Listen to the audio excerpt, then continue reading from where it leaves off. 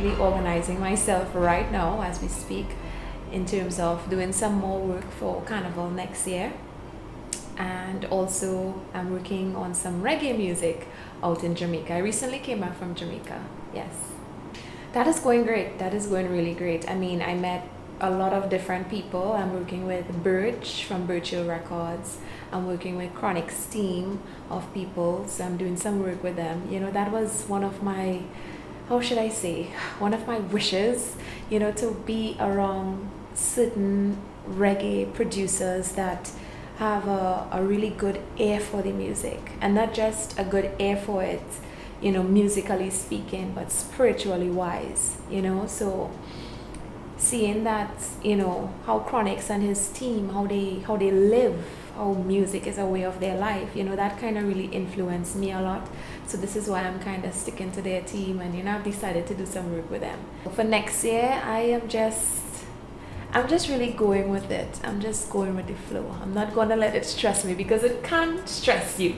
It can really stress you. So I'm not gonna let it stress me. But I'm planning, I'm working on it, you know, and I'm in studio, I'm writing with writers, I'm in studio with producers, and I'm just producing music. So, you know, coming closer to Carnival, I guess my team and I would choose which one we're gonna release. Working on radio, that changed my life. It was always my dream come true to work on radio and do music at the same time. You know, I had a very good job. I used to work for a top airline company here in Trinidad, you know, and I just got up Friday morning, 11 o'clock out of the office, and I just walked out, because to me, your job's supposed to be a second home. And if you're working somewhere and you're not comfortable and it's stressing you, then that's not home, because home is like where you would release stress, you know. And apart from that, you're supposed to enjoy what you do, you're supposed to love what you do. So at that point in time, working for that airline company, it was paying my bills, was indeed paying my bills, but it started to frustrate me, and it started to make me feel stressed out more than anything else. So I just went for the risk. I walked out of my job, went home. I say, you know what? I'm going to pursue radio. I'm going to pursue doing my music, and that have to take care of me, because I believe God blessed me with a talent, and that need to make me survive. But when I got home though, that's when reality hit me. I was like, whoa, I have rent to pay. I have bills to pay. And now I walked out of my job. What next? You know, but I lasted, actually, I would say, I kind of suffered for 1 year, and then everything started to flow nicely. That's when I met my manager while I was playing out in an event, you know, so everything just started to fall in place right after then. Well, ever since I was like younger, like I always wanted to entertain. I always loved entertaining people. In class, I used to be the clown of the class. Yes, I would always get in trouble. What school? In primary school, I went to Harima Centenary, and in secondary school, I went to Valencia High School. A lot of people didn't know that I went to Valencia High School, but I went to Valencia High School. And even going to that school, I learned a lot from that school, you know. I came out of school with enough subjects, you know, and it was a nice experience going to that school. But like, you know, overall, just, you know, having found my passion and what I love, I think that is what I push so hard for, because that is what makes me happy, because of the kind of experiences I had in life, you know. So don't let this fool you. I've been through a lot in life. A lot. Childhood, 4 girls, 1 boy. Broken home. Never had like a, you know, a stable home to grow up in. I grew up basically, I would say, taking care of myself most of my life. You know, and I mean, my parents, they go through their own little things, I guess, you know. So just growing up as a child, it was very unstable, you know, and then having things happen to me that I couldn't explain why it's happening. But you know, it's, to be honest, I couldn't wait to be an adult. I just wanted to grow up and take care of myself and not depend on anyone. So being a child, really, I was really a lonely child. I used to be by myself a lot. My best time, I should give my worst time.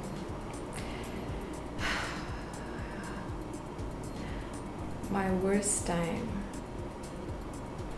I try to be real as possible, real as I can, you know, and I believe when you're real, that's when people see you, you know. And I mean, not everyone going to like you, but at least if you could touch one heart out there, you bring purpose to someone's life.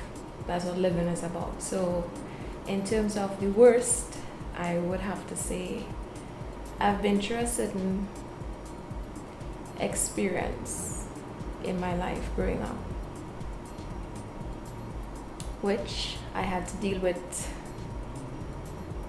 over the years, and I've dealt with it pretty much good. So it would have to be when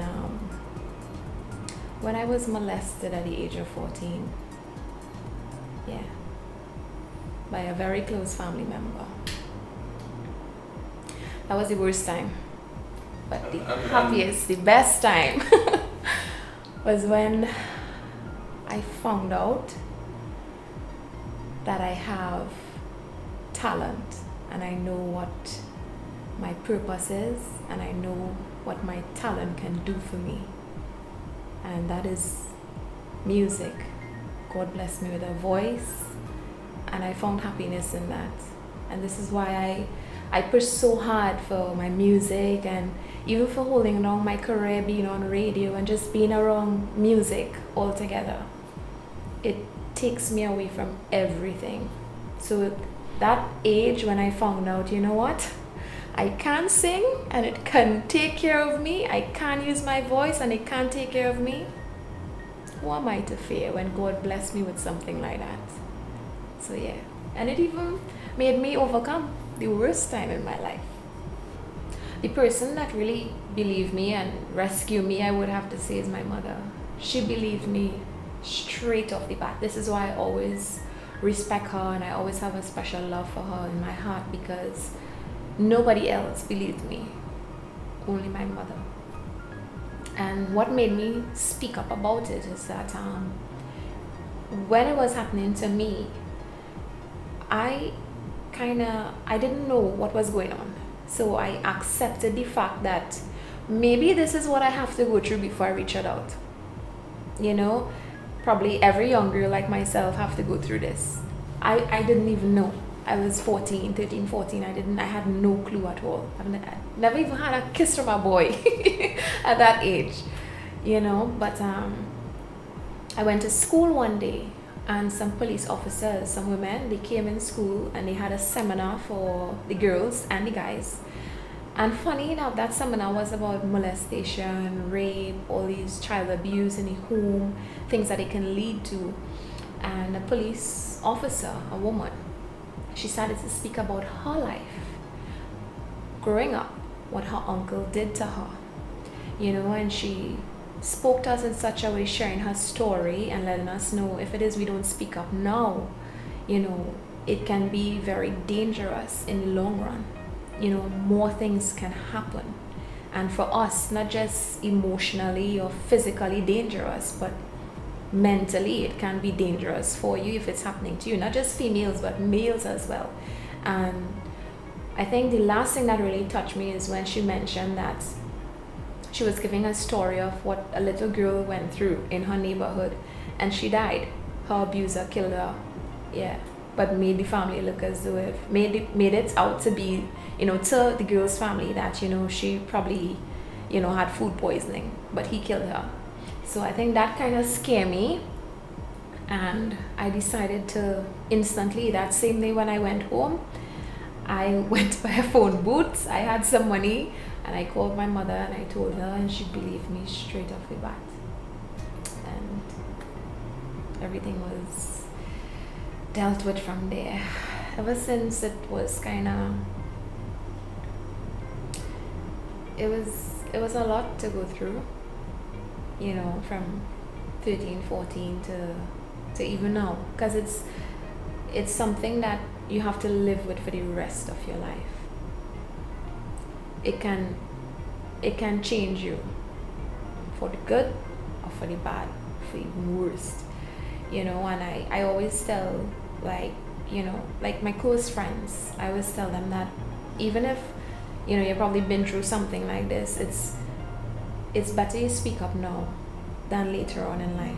Getting help now is very vital and very helpful, because what it does to you as a person, sometimes you can lose yourself.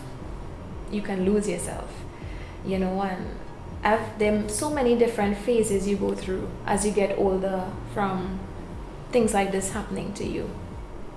You could either hate men, you could probably just want to abuse men, you could want to probably go into prostitution, you probably want to be a lesbian. It has so many different things that can take a toll on you, mentally, emotionally, physically, you know, because this is something, it happens not just in Trinidad, but not just to me, but it happens worldwide. This is a worldwide thing. So to rise above from something like that, you need to accept the fact that, you know what, this happened. It's never going to go away. It's always going to remain on you, in your mind, in your whole being. But it's moving on from there, making that next step is the most important thing. And the very first thing you have to do is accept that it's not your fault, and forgive yourself, because you can turn out to hate yourself. Because I actually hated myself at one point. I hated myself, you know. And then, like, going through certain phases, and then you would have to speak to people, you know, probably a therapist or so. And, you know, as years go by, I've been progressing, and music saved me. My talent and everything, I would say it saved me, indeed. Yeah. I mean, my sisters and my brother, we kind of grew up like around each other for a certain period, and then we, you know, changed, you know, in terms of like who went to live there, and, you know, some live there and some live there. So some live by aunt, who lived by grandmother. It was all over the place, you know. So we still to this day, you know, have a connection in terms of all of us, you know, being, you know, really bonded together, my sisters and my brother, because we all been through so many different things as children that there's no other choice but to stick together now, being adults, because, you know, we all had our piece of the pie and troubles, you know. So growing up as a child, I really didn't like my childhood. I really didn't like it. For some strange reason, I always felt I had to survive, because it had days where I went hungry. My sister and I went hungry. It had days we had nothing to eat and stuff, you know. And I just always felt I had to survive. I don't know why, like, I always felt like I had to survive. So now that I reached this age, I'm surviving. I can eat real food now. I can go down the road and buy my own plate of food. Yeah. Mm-hmm. My mom and dad, they split up even when we were small. My dad, he never really took, you know, care of his responsibility. You know, he was never really a father like that, of, you know, being responsible.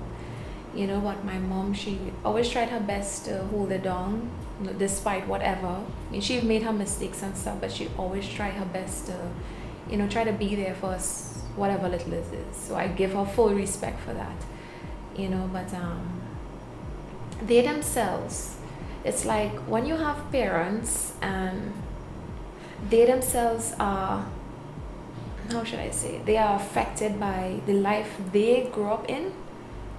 They can't raise kids, if you understand what I'm saying. When parents haven't fully, you know, have a like stronghold on life itself, they themselves need to get care in terms of they need to let even maybe friends let them, hey, you know, you're slipping up, what you doing, you need to take care of your kids, or you know, you need to be there as a father, you know. So I guess they had a certain age where probably, I don't know if they weren't ready for kids, or they were ready, I don't know, you know. But I never really felt like that much. I think my sisters probably feel the same way too, that they never really felt, you know, that much love, that, you know, that love, that bonding love from a parent. You know, I don't think my sisters, and you know, they felt like that. Even me, I don't really know what that is like, really, you know. But I do have a stepdad, I would say. Actually, he's my mother's first husband. He's not our biological father, but he took very good care of my sisters and I and my brother. So I would have to always look up to him. I actually call him daddy. I call him papi, actually. So he's the person that I look up to, you know, as my father, as my dad. I think those were the best days for me as a kid. Growing up, selling in Port of Spain market. My stepfather, he still have a lot of land, a lot of fruits. He used to plant a lot of vegetables, a lot of ground provisions, you name it. So it's like every week we'd make, you know, a lot of load, and then on a Sunday we'd go into the market, and yeah, everybody had known me into the market. Up to this day, I still go into the market, not to sell it, because I mean, I don't have anything to sell, you know. But up to like last Sunday, I went into the market, and people still remember me. They say, Reds, that's you, that's you. Look where you grew up into this beautiful woman. I say, yeah, boy, that's me. But I used to be, watch me, I was well known in Port of Spain market as a little red girl, Reds. I always used to be bareback with a little long pants on. And I used to use a belt on my waist. I used to take string from a fig tree and tie up my waist. And I had some big boots. I used to have my foot. Yeah, I selling mango, selling yam, selling plantain, selling coconut, you name it. So those were the best times for me, I would say, growing up as a child. You know, being in the garden with my stepdad, and I used to climb coconut tree, climb mango tree, plum tree. I was like a real tomboy, you know. And you would believe, I think my joy started from being around that, you know. And I kind of miss that sometimes, you wouldn't believe it, because you know, things like that, climbing and stuff, those things used to make me feel so happy as a kid. That was my only joy. I would have to say my biggest breakthrough would be being a radio personality. You know, when I started off radio, I wasn't placed on a primetime shift. It takes time before you even get a shift, you know. So I used to work a lot of overnights and stuff, and I've always wanted to have my own show, and I always wanted to work primetime. So now the fact that I work primetime and I have my own show, I work every day on radio, you know, I think that in itself is a breakthrough for me. And apart from that, I've hosted many events. I've been on different stages with so many different people and popular people and people, musicians, you name it, you know. And I think that is a blessing. One of the shows that I really enjoyed was the Marley Brothers. They came to Trinidad in 2012, and I hosted that event, you know. So that was a really, really nice experience for me as a, you know, as a radio personality, someone in media, someone in entertainment. And well, now into music. I guess everybody's waiting to see my breakthrough in music, but how I always tell people is that music is a journey, you know. Some people, they work so much, it's like, oh gosh, I had to get this hit, I had to get this hit, I had to get some money. It's not about that. It's a journey, it's your lifestyle. So how I see music and how I feel about music is something very spiritual, you know. So when my breakthrough do come, I know God is going to bless me.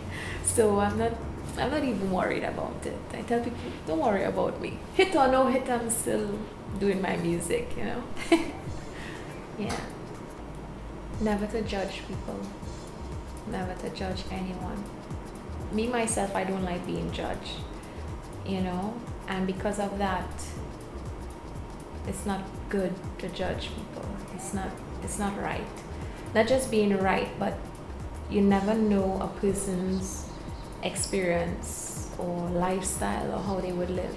People would appear to you as though if everything is okay, and they would smile and, you know, they be happy, or they be you know, in this flashy way, and when they go home at their pillows at night, it's tears. So one thing I've learned is never to judge people, you know. And it also came from being around people that I thought, you know, had good lifestyle and everything is okay with them. You know, they again judging people, but sometimes the ones that's so loud, it's because they have this in them that's actually crying out for help. You never know, you know. So never to judge people. You give everybody their opportunity to, you know, showcase themselves. You know, everything that happens in life, it happens for a reason. So now as I get older, and you know, I grow and I grow into a woman. I feel like a woman. I look like a woman, right? You know, I see now that when things happen, even if bad things happen, I see it's very important to rise above from it, you know, rise above it. So all the things that happened to me in life and brought me to this age, to live at this age, this far, you know, it showed me that the creator above, the master, you know, whatever people may call him, he has a plan for me. He indeed has a plan for me. So this is not about giving up, but it's about endurance. Everything is about endurance. For me, a relationship is a job. It's like a job. It's a lot of work. It can be nice. Yeah, love is nice. Who wouldn't want to feel love? Come on. I mean, I love loving people, you know, just sharing love. I love to do that. I love to put a smile on people's face, you know. But when coming to like having someone in your life and someone intimate, and you know, that other half, it's something you don't rush. It's something you don't rush. That is something I respect a lot. So therefore, I am not the type of person to let any and anyone in my life. So at this stage in my life, seeing how, you know, my career is taking off, and you know, certain things that I want to do, and I really want to help a lot of people, you know. So I don't think I have time for that job right now. I'm on a different career path right now, but I would in the future. I would take on that job. So presently I am single. But I would have to say to one person I have to mention in particular that in a sense always saves me. I give him trouble, but that's okay. My manager. Have to be my manager, Joel Morris. Yeah. He's one of my blessings, actually. He is part of the responsibility into making me who I am and giving me the opportunity, you know, to become and live my dream. Even now, presently. You know, people didn't know about J Angel when I wanted to be on primetime shows on other radio stations. They didn't wanted me. But the night my manager met me, I was playing out in a club down in South, and he saw my talent. And one time he believed in me, and he's the person that groomed me and, you know, took care of me in terms of, you know, helping me lay out my foundation to my career path and what I really want to do in life. So I just want to say thanks to him. Joel Morris, aka Signal to Noise, this jockey. I would have never gotten on radio, I would have never been in music. I mean, some of my family members, they used to be like, girl, that's just a hobby, they're not going to take care of you. I fully remember my aunt telling me, you're wasting your time behind that. What you want to go behind that for and do radio? Why don't get a real job? What's a real job? You know, working 8 to 4. I mean, this is why you need to take yourself away from the noise and stay in your box.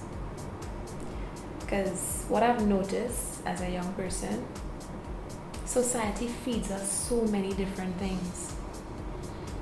And if we continue to live in society itself, we can get lost.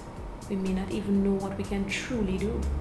I always believe that God bless everybody with a talent. Everybody. You just have to find that talent within you. And you see, it's like your environment sometimes make you who you are. You have to come away from that. You have to come away mentally. You know? It's a mental thing, you know. This is why I say thoughts become things. And I always, like, for some reason, I always believed in myself and the things that I wanted to do at a little age, at a young age. I always believed that, you know what, there are things that I want to do and I know I could do it. Stupid little me. You know, I used to say, you know what, maybe these things may not happen, but I feel I could do it. You know, so you have to believe in yourself and step away from the noise and be in your own little box, and whatever you can do, believe that you can do it. Forget what everybody else would say. Believe that you can do it. You can rise above it. This definitely is an OMG moment. At the age of 16, I took part in a pageant show. And I won. Yeah. So I was Miss Sandra Grande 2014. Actually 2012. 14. I was Miss Sandra Grande 2012. Yes. That was my OMG. The thing about it is that when I won, I didn't even know I won though. I was like, what? I didn't win. How come I didn't win? And then my mom, she came up, she ran up to the stage. She's like, you won, you won. I was like, what? So that was my OMG moment, you know. So, I mean, that in itself, even taking part in that pageant, it helped me, you know, rise above what I've been through at the age of 14. So I've done like different things to, you know, to upbuild myself and to rise above that, because it really took a toll on my life, you know.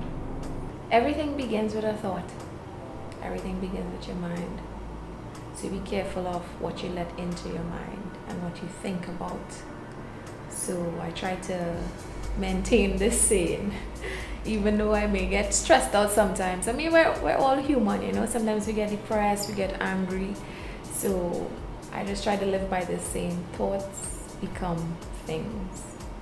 You know, so you need to be careful of, you know, what you put into your mind. And apart from that, live in love. Live in love. Life is very short, so you have to live in love. Everything is love. Yeah.